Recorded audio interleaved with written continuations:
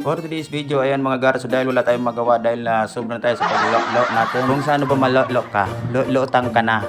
Pay-pay ka. Sobrang ka nang kasi sa lo. So ayun na mga gar, ako nga pala si Papa Bugbog. Pangarap ko pala mga gar, ayan simple lang po pangarap ko. Pangarap ko na yumaman ang aking mga kaibigan. Kaya naglinis ako sa bahay ng aking tita ko. Nilinis ko ang buong bahay, kulang na lang baliktarin ko ang bahay na yan. Para naman mapansin tayo ni Meta. So hindi ko naman pinapakita sa lahat na ako ay nagsisipag-sipag. Masipag naman talaga ako kahit walang tao, kahit hindi nakikita. Masipag naman talaga ako gar, lalo na pag dumating ang aking kaligayahan. Lalo na pag dumating ang aking regla. Nabubuang ka na gar, ayan wala ka naman regla, lalaki ka, ano ka bakla to. So pagkatapos ko nga pala magwalis, ayan so kinuha ko po yung aking minap ko nga pala lahat ng kwarto sa labas para naman matanggal ang mga bakterya. Para naman maalis yung mga bakterya. Mga bakterya bang mga sa bibig? Bibig na puputak-putak ng mga parang mga para naman po maalis ang mga marites, ay hindi marites. Sa lahat po ng mga nakarinig ng marites, wag po kayo mahiya at wag po kayo magagalit. Dapat lang po wag po kayo magalit dahil pag po yan ang trabaho namin. Kasi lagi ko pong kasama si Pikikoy. Si Pikikoy kami number 1 ng marites. Dahil sa marites namin, marami po kaming napapasaya. Hindi po yung marites na laging nakakahiya. Nakakahiya na nga, nakakasira pa. At wag naman po ninyong kalimutan si Kuya Pikix. Yan po ang pangalan ng kanyang page. Hanggang dito na lang po ang aking video. So, paki-follow na lang po ang aking page.